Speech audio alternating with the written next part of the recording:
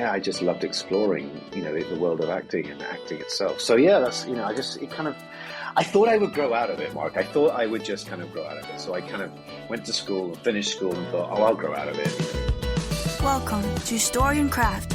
Now, here's your host, Mark Preston. All right, here we go. Back for another episode. How are you? I'm Mark Preston. If this is your first episode, thanks for checking it out. If you've been here before, thank you for coming back by. Most certainly appreciate it. How's things been going? You doing all right? If you're like me, you've got kids heading into summer vacation. I got my oldest back from college, which is super cool. I got the other two. My son just graduated high school, and the youngest is still, she's got a couple more weeks left of school. So I'm kind of pretending like I'm on summer vacation also. Anyway, glad to have you. Today, Rupert Evans, very cool to have him. He's a really wonderful actor from the UK. He's been in projects like Amazon Prime's The Man in the High Castle, the CW's Charmed, Netflix's Bridgerton, kind of a popular show you might have heard of. And he was even in Ewan McGregor's directorial debut, American Pastoral. This was a great chat. Really enjoyed sitting down with Rupert. We talked about acting, what it's like to kind of shoot projects on both sides of the Atlantic, and what it was like to work with Jean Reno, one of my favorite actors, one of Rupert's as well. That was kind of a cool little note we touched on. And also the zen of a Land Rover. We covered a lot of ground. It was a great chat. By the way, don't forget storyandcraftpod.com, the website. You want to shoot me a message? By all means, head on over there. Social media links. You can also sign up for the newsletter. Anything Story and Craft is at storyandcraftpod.com. I appreciate the notes I've received from a few folks liking the show, spending a little time with me a couple of times a week. I most certainly appreciate it. All right, so let's get after it. It is Rupert Evans Day right now on Story and Craft. How are you, Rupert? You doing all right? Good. Where are you, my friend? I am located right now in New Orleans, Louisiana. Oh, how wonderful. How wonderful. No, I'm not a native here. I've been here on and off about 20 years, but I guess I'm enough. I've earned my stripes in New Orleans, I guess. You're in London? I am. I've just got back. Yep. I've just got back from Vancouver. So yeah, I'm back at home, which is lovely for me after many months. It's so funny. I was just speaking with someone yesterday. They're talking about filming in Vancouver, and from what I understand, that everybody that shoots there all stays. I can't think of the name of the hotel, but everybody lands at the same hotel. I think it starts with the R. I think it's called the Sutton Place. Sutton Place Hotel. Embarrassingly, I have just literally been living there for the last month. So there you go. Well, how does it feel to be home now? That's the more important question. Are you feeling settled in yet, or is it still kind of? It's been a long time. No. You know what? I've been away for 5 years. So really, I'm literally I've just moved into my house after 5 years.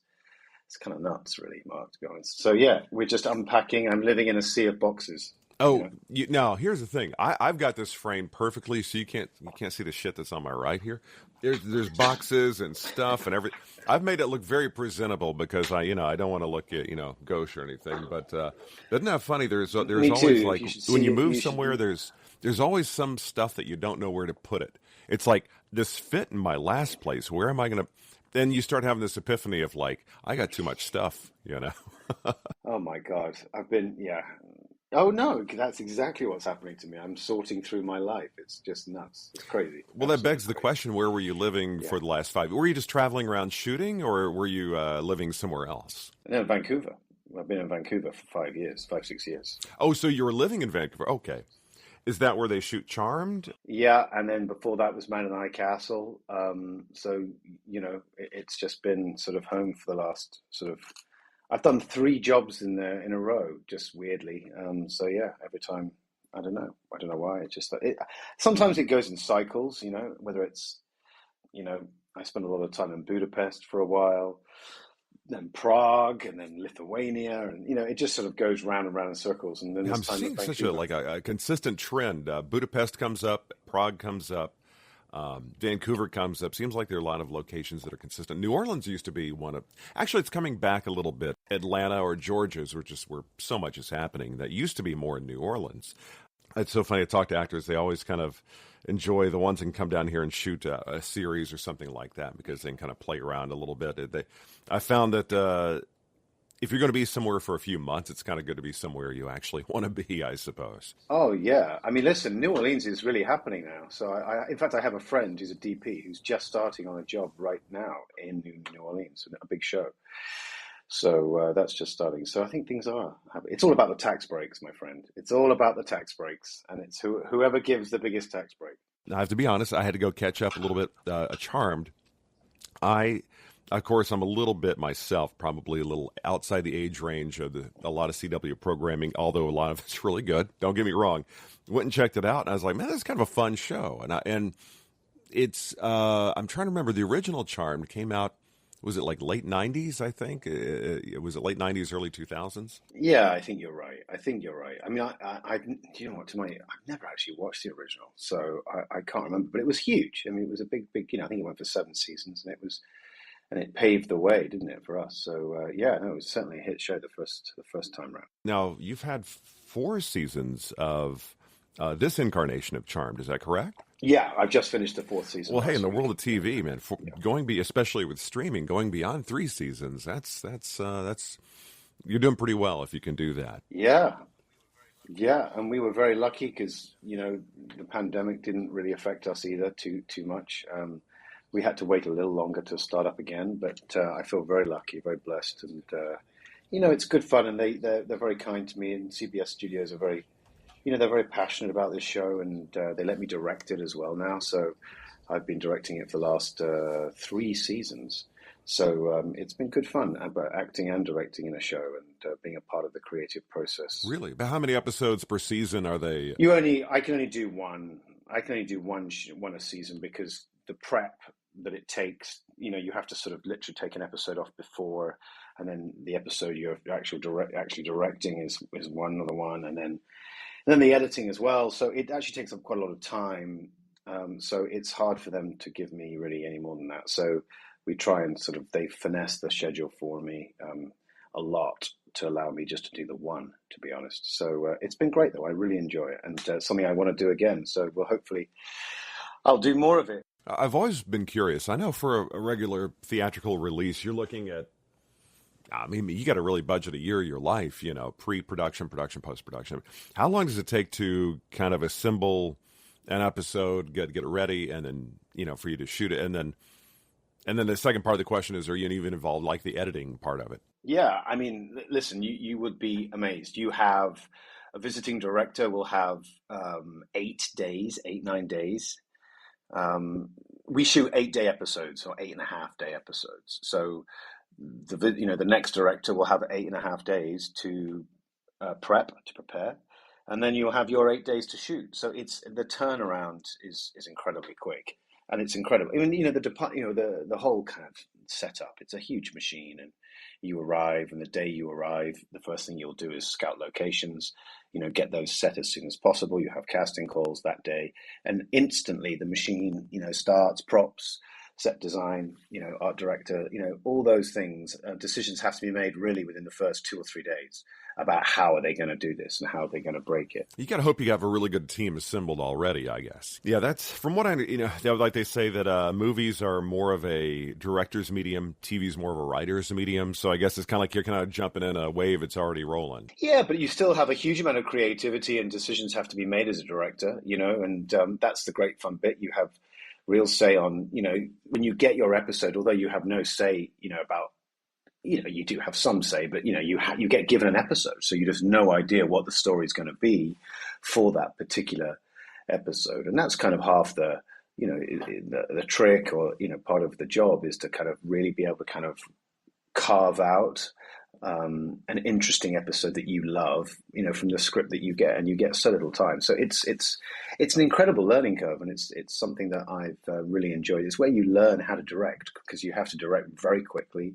You have to make decisions very quickly, instinctively, and it's really kind of seat of your pants. I always think that directing TV is like they give you a kind of very expensive Ferrari with gold sort of alloy wheels, and they say, right, here you are, here are the keys, and it's the most expensive car you've ever driven, and you've got to drive it from this point to that point, and and you can't, and I want to have it back with no scratches, nothing wrong, in perfect condition. And what they don't tell you is that along the way, it's going to be, potholes, riots, screaming tears, but at the other end of it, and then you have to give the keys back, and so. It's like once you get a few seasons in, everybody kind of has a good sense of who they are as a character, so you know how to honor that as as opposed to trying to kind of alter characters and stuff. It seems like to me, if I was an actor on a show, and the stuff I've been on TV wise, series wise, I was a day or week player, that's pretty much it. But when everybody kind of is in the flow, it seems like it's probably easy when you have a cast member directing because they already know the ecosystem and that kind of thing. Is that it, or do you get pushback because they do know you so well? Well, I think actually they're very accommodating, and I think the privilege of being a part of the show and then suddenly directing is that they, people, so you understand them and they trust you. A lot of actors, I think acting directors and actors, there's a trust issue. When visiting directors come in, it's really hard for them, because they don't know anybody and everyone's kind of judging you. So I think you're a kind of part of a winning team when it's like a home run, really. Everybody knows you, the camera department, particularly the DP, who's critical to your process as a director. So, you're with the team is with you. So certainly I think there are some positives and about it, but also you're right. You're trying to create something distinctive, and some people know you so well, so they'll say, no, I'm not going to walk over there because that's not and I'm like, oh, please. But these things, but ultimately, I think, what's great is if you know the shortcuts. Do you know what I mean? Because you've been on the sets, the angles that work, camera angles that work, that don't work on certain sets. So for Charmed, we spent a lot of time in, the Vera Manor, which is the house, and then the command center, which is this sort of vault cavernous kind of place underground. And, you get to understand the camera angles and stuff and how it works and what looks best and how to play scenes. So, that certainly has its advantages. Are y'all having another season 5, I suppose? Or is this the last season? Or? Yeah, we're just waiting to hear. We're not sure. So the CW and the powers that be haven't made their decision yet. So there's a number of shows that are still waiting. It's not uncommon. So we'll find out. We'll see what happens. There is literally, and I've said this, anybody listens to my show, they know, it's like there's so much, I always say there's just so much stuff out there to watch that it's easy to let something slide through the cracks, and it ends up being like down the line a weekend binge. I have not caught Bridgerton yet. It is probably, it's in the top 3 right now, but when I speak with people about Bridgerton, they're like, oh dude, you got to see it. You just trust me, watch it, What is that experience like to be on something that is kind of more than popular? It's like everybody's talking about it. What's it like to be on a show like that? It's interesting when you join a show like Bridgerton. Again, it has such a following and has a sort of cult following that there is a bit of like, oh, I wonder what the fans are going to think. But ultimately, it's just great fun, and it's such a privilege to join a show that's so successful and everybody's riding off that and happy and really striving to make the best show possible for the second season. And I have a very I'm a small cog in the huge machine that is Bridgerton, but it was great fun, and the great thing about coming in to a show like that for me is that there's no pressure for me. It's great. And I was able, and everyone was really lovely, really lovely. Do you get on a show like that and go, okay, this is sort of kind of a period-based thing. Yeah, it's got to look at some contemporary notes, of course. Do you have preference in what you want to, as far as genre, what kind of stuff you want to dive into going forward? I mean, we'll call it the bucket list of kind of projects you would like to work on. Oh my gosh, my bucket list. That's, yeah. I think I often find with a lot of actors is that whatever they're doing right now is the one thing they don't want to be doing, and they always kind of hope to be doing something else. And I think the grass is always greener. So, what was lovely about Bridgerton, for example, was just, I haven't done a period show a UK-based period show for a long time. So it was nice to get, dressed up and, Regency costume and all those things. It was great, and apart from the endless costume fittings that take, days and days. But despite that, even that was fun, and it was great because you feel wonderful in the costume. But isn't it kind of cool when there's somebody there in the costume department that's actually gone stitched together, created something just for you, which is... Yeah, and Bridgerton is an exception because they make every single costume. I've done a lot of BBC period dramas before this where they'll hire in a number of the costumes, but these guys literally make every single one, and it is incredible what they do. So and I like Bridgerton. I like the sort of heightened reality. It's not professing to be sort of kitchen sink drama or realism. There's a heightened reality. There's a joy to it, and I really think that they caught something at the right time during the pandemic, and and we all got sort of absorbed into it, and I just love it. It's a huge show, and as you say, in Netflix, it's the most watched English speaking show of all time on Netflix. So it has it's the most watched English speaking show of all time. So it's apart, and I think the biggest one is Squid Game. So I think it's it goes Squid Game, then it goes Bridgerton. So a couple of my kids have seen that, but that is a show I really, really want to see. I saw the first episode. Another one I want to go back and revisit because I only got like 2 or 3 episodes in, and life being life, but as the Man in the High Castle, what a cool concept for a show. And please refresh my memory. Kind of where did your character fall in that ecosystem of? Of course, you have the Germans. Well, listen, the Man in the High Castle is for me is very close to my heart. It's an amazing idea. It comes from the novel of the same name, a Philip K. Dick novel, and it's an alternative history show on Amazon, which kind of looks at the idea of what if the Nazis, Germany, Hitler, what if they had won World War II, and so it's sort of the whole show is set in the 1960s, post-war America under Nazi occupation. Well, actually, half. The east half of America is run by the Nazis, and Japan, the west right? coast is run by the Japanese. Yeah, it's Japanese. So they kind of join forces in this sort of alternative history show. And it's about life, and my character is Frank Frink, and I play a sort of, an American who... And I think it's quite alien to Americans, this idea that actually, you are a subclass, but in West Coast, in San Francisco, under Japanese rule. But the all-powerful Nazis are certainly putting pressure on the Japanese to kind of eradicate all Jews and seek out those. And I actually, my character is Jewish, and so that's the storyline. It was a very heavy storyline for me and for the show. So it was a fantastic job, and part of the book as well is not only just an alternative history, and that is in itself enough. And it's so interesting if you watch it, seeing an American speaking Nazi. It's kind of extraordinary. Having breakfast, it's kind of crazy idea that what happened, because there is a theory that that the Nazis weren't that far away from dropping a bomb on Washington, and we're pretty close to that. So they were on the way. It's kind of like as much things change, it kind of stay the same. To kind of watch that in our current state of affairs in the world is that same DNA of that Mr. Putin has is not it's connected to.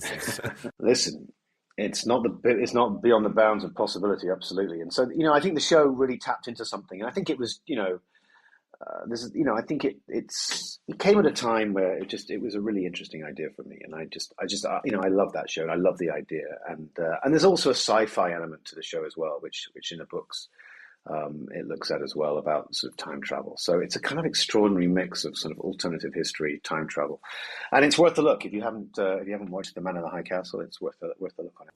Like I said, I think that's such a wonderful concept. I enjoyed, like I said, 2 to 3 episodes of watch. I'm going to go back. It's on the short list without a doubt.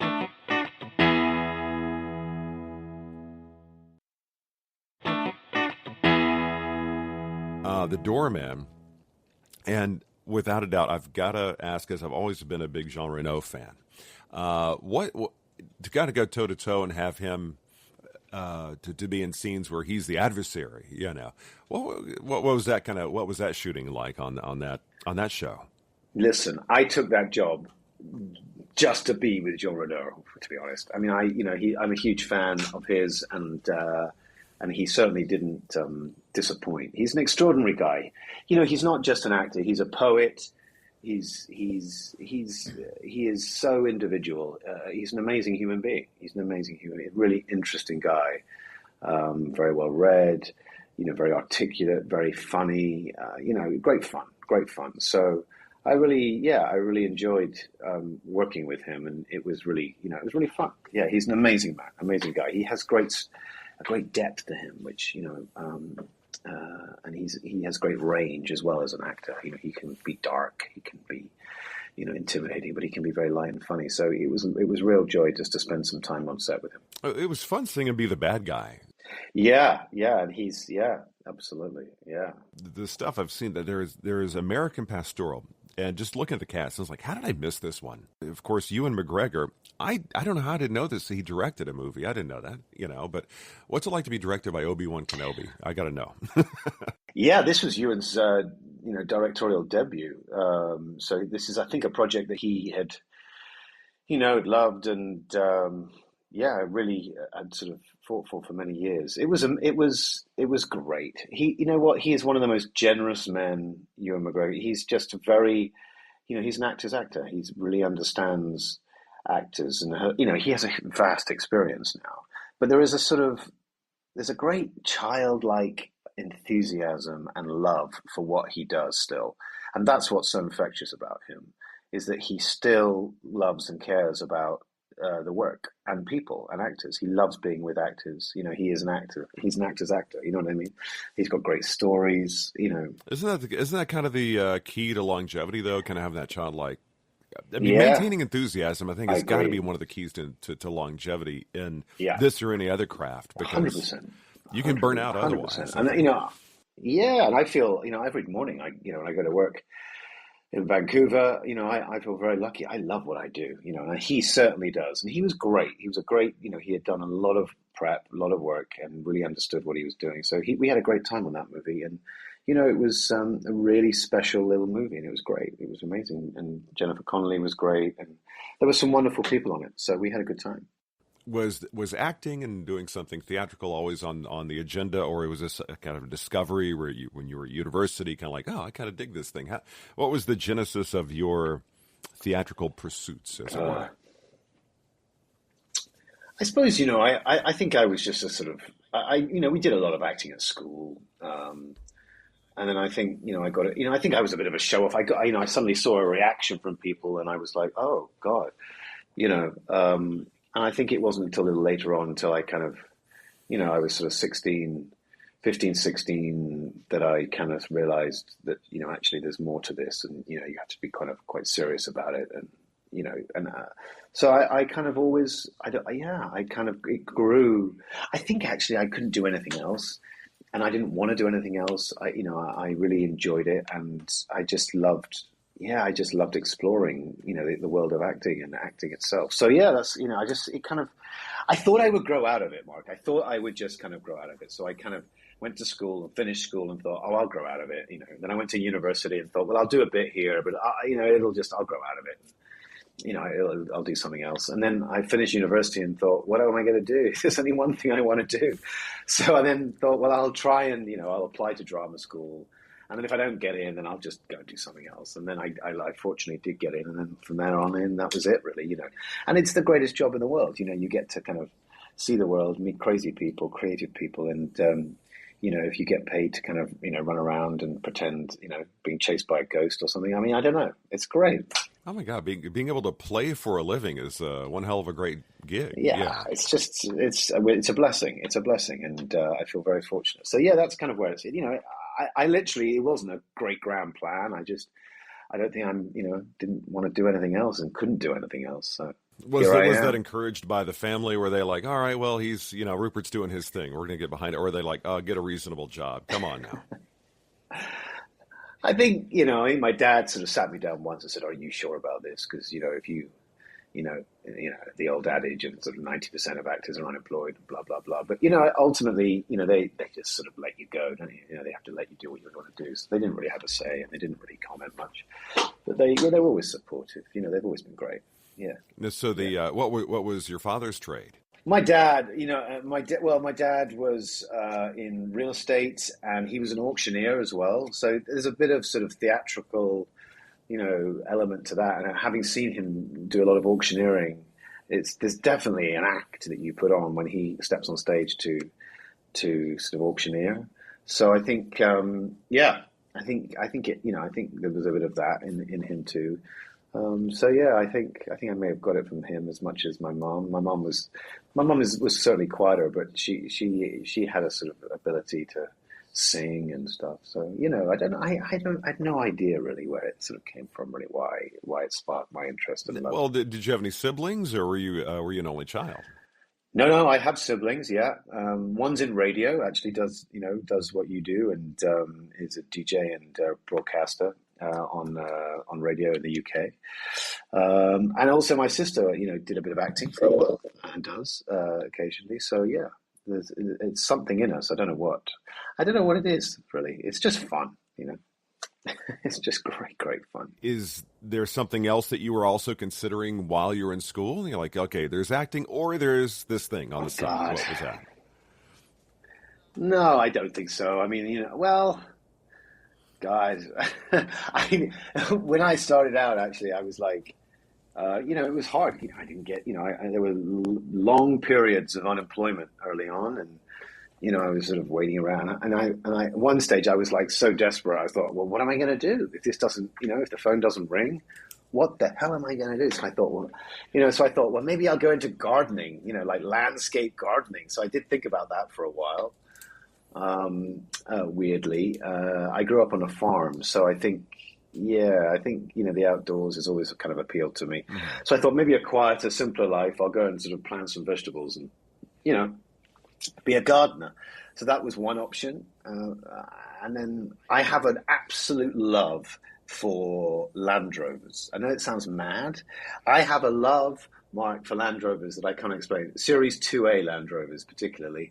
Or Series 3 Land Rovers, the older Land Rovers. And so if I had to give it all up now, I would probably just end up restoring old Land Rovers, buy a garage, do them up, and sell them on. Well, I know they use the Land Rover and the old, it was a 1979 Toyota, are the big ones they use out in the desert. They're like iconic, I won't say desert, but off-road type things. Yeah.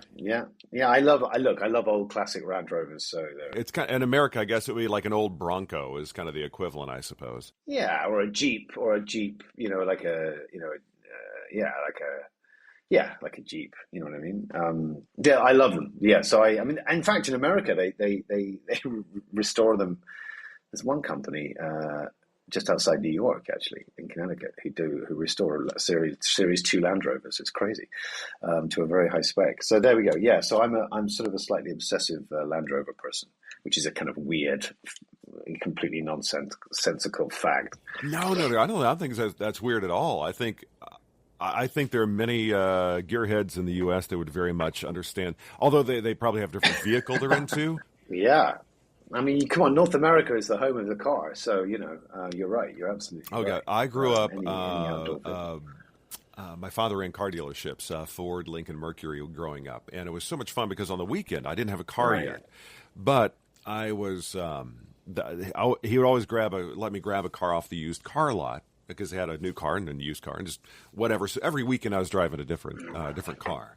I remember I saw the BMWs. I want to take a BMW. Of course, it was like, midnight. I was broken down on the side of the road, and there's a BMW going, I need something a little bit more robust, I suppose. It was my first exposure to more luxury vehicles, and I realized I'm more of a truck SUV kind of a guy, I suppose. But you mentioned before that you're thinking about the other things gardening, farming, whatever have you. I got to know, what was the oddest job you had to hold to keep the roof over the head, keep food on the table? What was or maybe the most enjoyable job you had? No, the oddest job is I worked in a freezer factory, frozen food freezer factory, like a frozen food storage, distribution center for a big supermarket. And so you'd have to work through the night. It was like minus 56 degrees, and you'd be on one of those kind of like, I can't really explain, like a kind of forklift truck kind of thing. And it was, you have a list, a picking list, and you would go to aisle 83, row, number 80, aisle 83, row 5, and pick up like frozen fish fingers and put them in the back. And then when your cage is full, you then would go to the appropriate door and throw it into the truck, and off it would go to the supermarket. And I did this job. Oh my God, it was so brutal. And you would get frostbite, after a while. Really, was that cold? You have gloves on, but it was, oh no, minus 56 degrees Celsius. I mean, it was so cold. And this huge, great kind of warehouse, huge distribution center was just for frozen food. That's all they did. And it was brutal. One of the hardest jobs. And the guys that worked there were really hardened. And you would have to start at like 3 a.m. and you would do like the night shift. And it was kind of crazy time in my life where I met some extraordinary people there, really did. Real characters. That kind of reminds me, because when I started in radio, it was an all-night shift. And my 16-year-old daughter, we were talking, she's like, she seems to think it'd be really cool to work an all-night shift. I was like, it's kind of cool to do at least once in life. When you are on a different schedule to everybody else, it can be kind of cool, in its own weird way. It's kind of crazy. And actually it's weird because it always reminds me, that was a really hard time in my life. And, it's pretty brutal. And sometimes we do night shoots. And I remember I was filming Hellboy in Prague. And we did like weeks and weeks of night shoots where you would start at 6 p.m. and then you would go through, and we would finish at 7 o'clock in the morning. And then we would all go for beers. We would all kind of go to the pub just to get a drink after work. And it was kind of crazy going to have a drink at sort of 7 o'clock in the morning. These other people would look at you like you're absolutely insane. Oh, I totally understand. 3 pints down. I remember I was working at the apartment complex I lived at. I think I was 20, 21 years old. And I was working at a radio station, all night shift. And I would get home and the way I explained it to everybody is like, dude, just flip AM and PM. You'll understand my life. It's the inverse. And so I'd come home. People would be at 7 a.m. going to work. They're going to go do their thing. Walking by, I'm on my patio grilling a hamburger, at 7 a.m. with a beer. And they were like, they totally got it because they was like, okay, that guy works an all-night shift. And then there was a couple other people that did something similar. And that, so you felt like you're part of your own tribe. You got your own people that, understand your definitely. thing, Although I never kind of tolerated it, I never tolerated it. I tolerated it, but I never really, really got used to it. You know what I mean? I never kind of completely I just didn't, it's always hard that, there's night shifts when you're working. It's crazy times, but yeah. You just realize you're there in the moment. You just got to adapt, and you're like, all right, I'm going to be here. This is where it's set. You can rage against it, but this is what you're up to.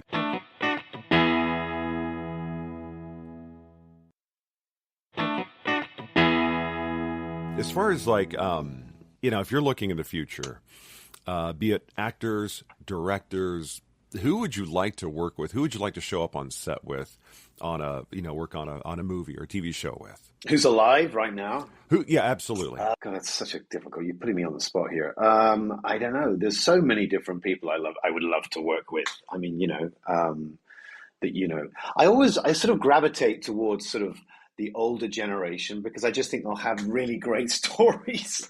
I was very lucky. I worked with John Hurt. He had amazing stories, and Derek Jacobi I've worked with a couple of times, and he has great stories. Michael Gambon has incredible stories, and I just love stories. As an actor, I think stories are for me, and I just love hearing old stories, crazy stories of those sort of that generation. So I don't know, older actors probably, people who have sort of lived and experienced stuff, Yeah, we're roughly the same age, and I'm thinking, that's one of those things, if I could isolate, as I speak to younger actors, voice talent, people that ask me questions like I know something. They're like, what do you advise? It's like, man, hang out with people with gray hair or less hair.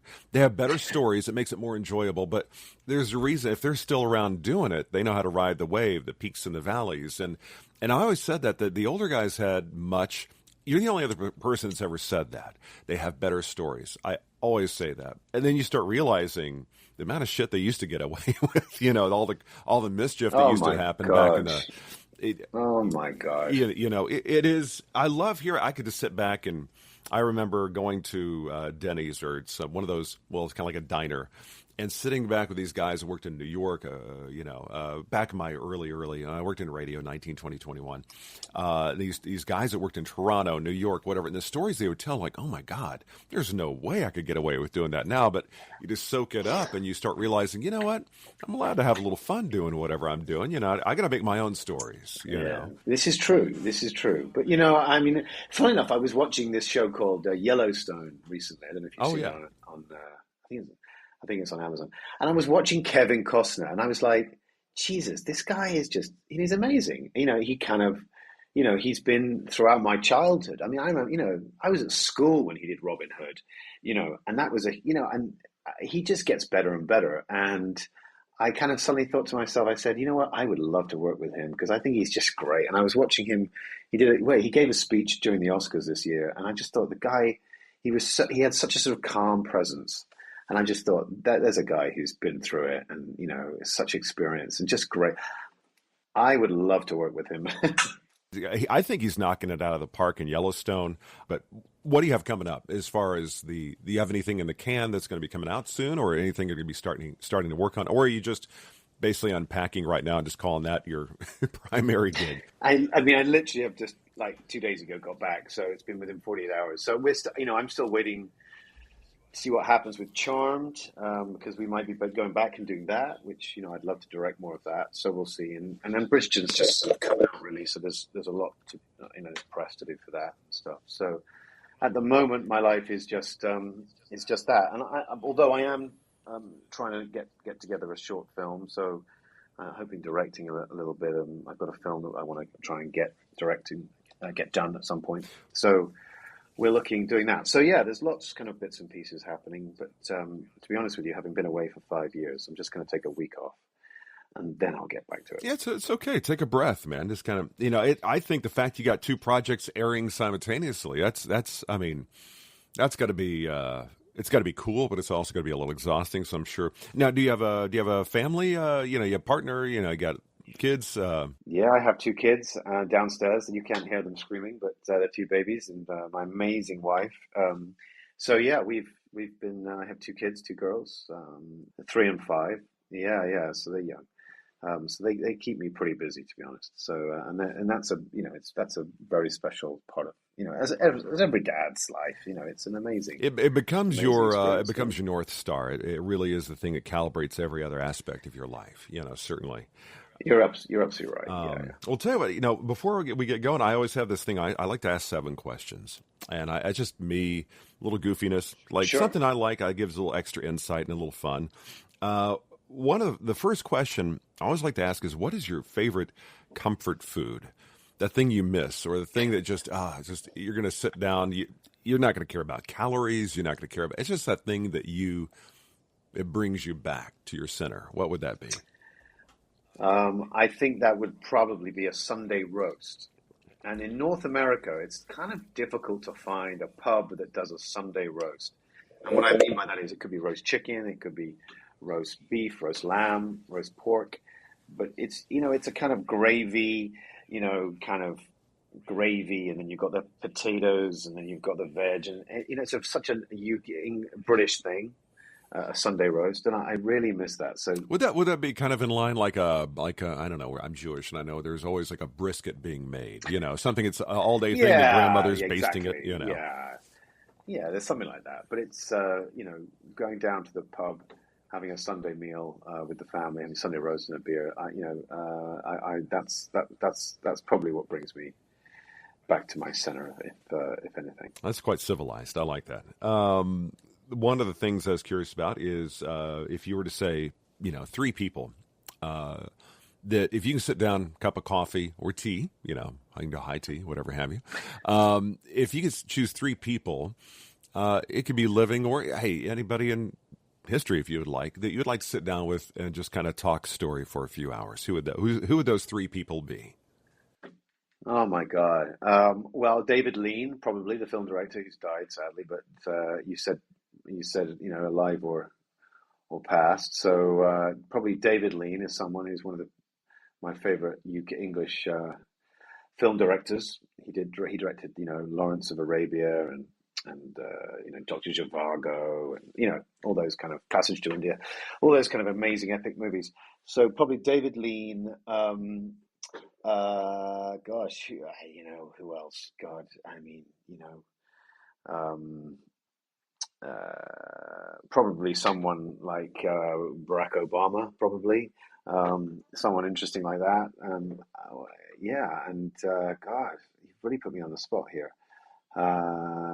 That's my job, you see. Hey, the Queen. It's the Queen's birthday today, Mark. Do you know that? It's the Queen. I did. She's 96 I years was old about today. to say, I was going to say. Why would you know that? Come on, you wouldn't know that. But yeah, she's 96. I mean, she has two birthdays, which I have no no bloody clue why she has two birthdays every year, but she does. She doesn't age. Her age doesn't double every year, but she has a kind of official and unofficial birthday. And I have no idea why, but I think it's her proper birthday today. So she's 96 years old, and she's still doing. She's still doing 96. Now, do they consider that? I guess in the U.S. we call it a federal holiday. Do they consider that a holiday in the U.K.? No, I don't think so. Or maybe do you know what? We're having a holiday.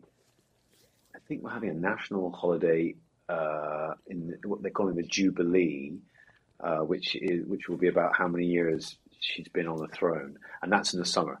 So I think we are having an extra holiday then, national. What they Isn't call it coming up on like here. 70 years or something like that, or? Yeah, probably. I have no idea, but it's just a long damn time. So yeah, so there you go.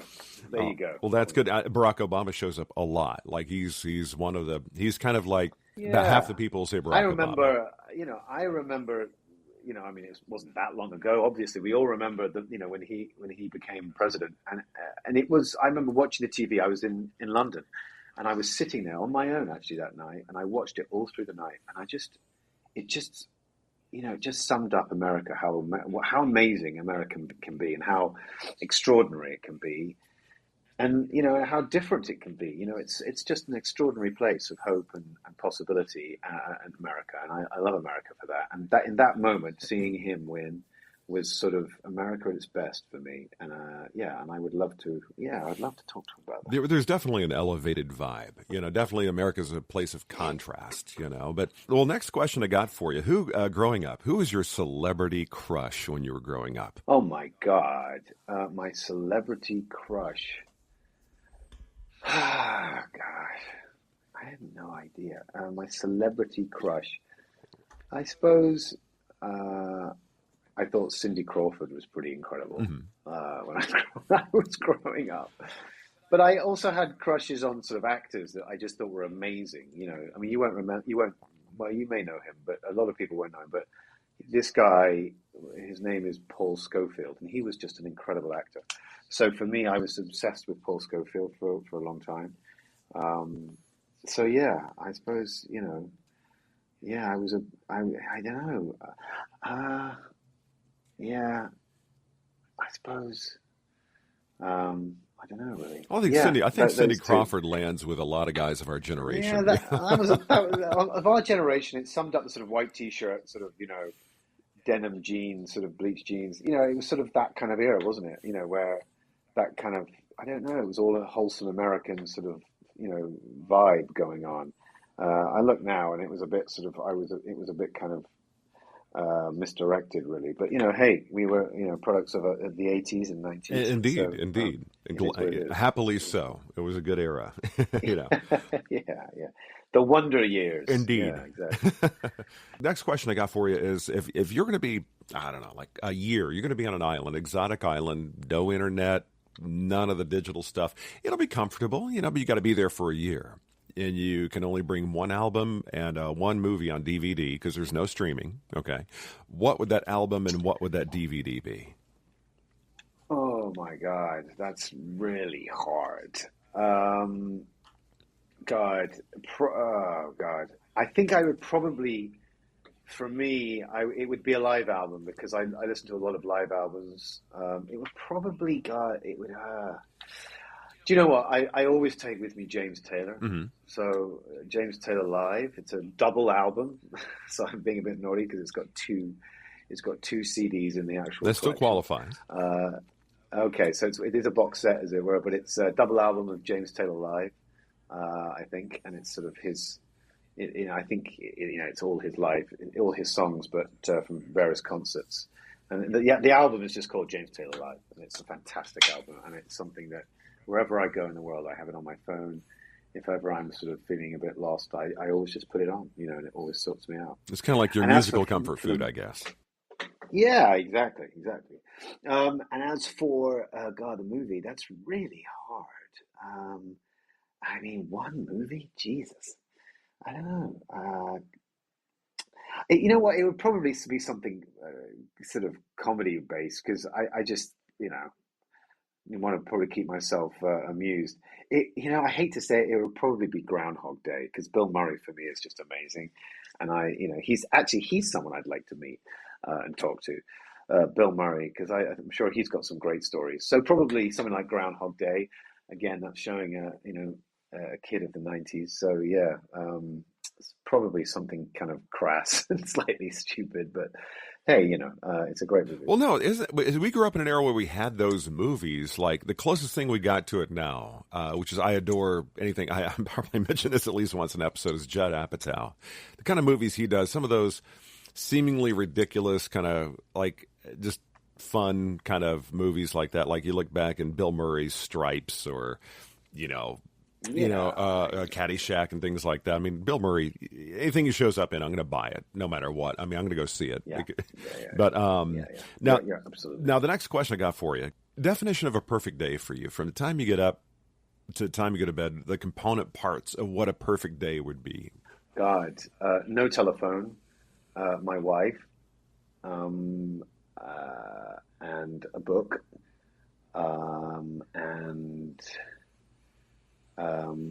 Probably the sea, near the sea, and good weather, and a really good restaurant not far away, in walking distance from where we're staying, and probably no people, no one else.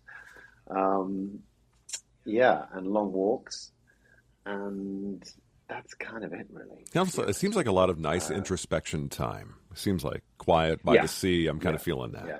Well, I mean, I have two kids under the age of 5, so right now I don't get much of that. So that's kind well, you just wait. You're going to miss those days. Believe it or not, I've got a 19, a 17, and a 16-year-old, and I remember like, oh my God, I mean, funny enough, there's a place in Vancouver Island. If any of your listeners ever go to Vancouver Island and they want somewhere interesting to stay, there's a place called. It's a kind of a crazy name. It's called Place No Place. Literally, Place No Place.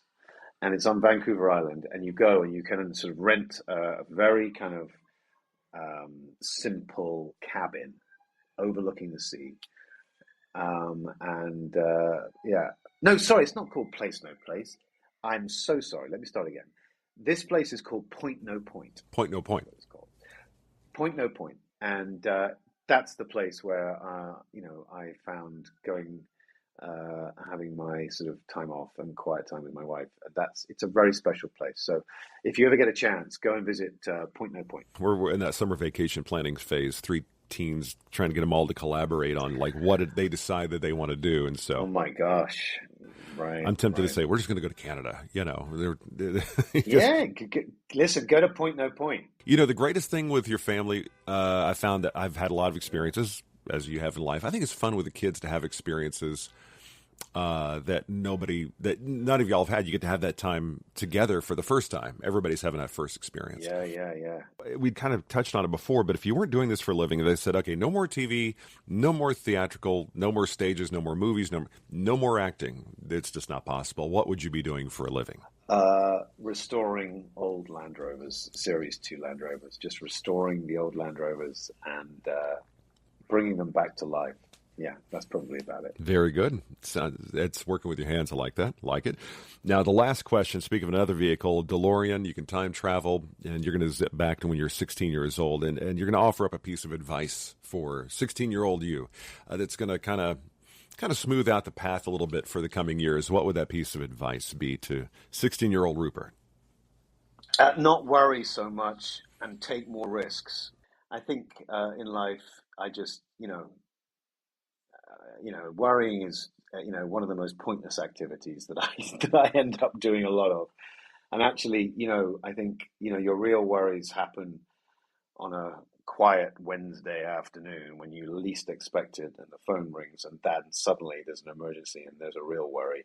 And the rest of it really doesn't need worrying about. And so I suppose I would tell him not to worry so damn much, because it's a complete waste of damn time. And also, if he learns and works out how to not worry, to give me a call and let me know how he did it, because I ain't got a clue.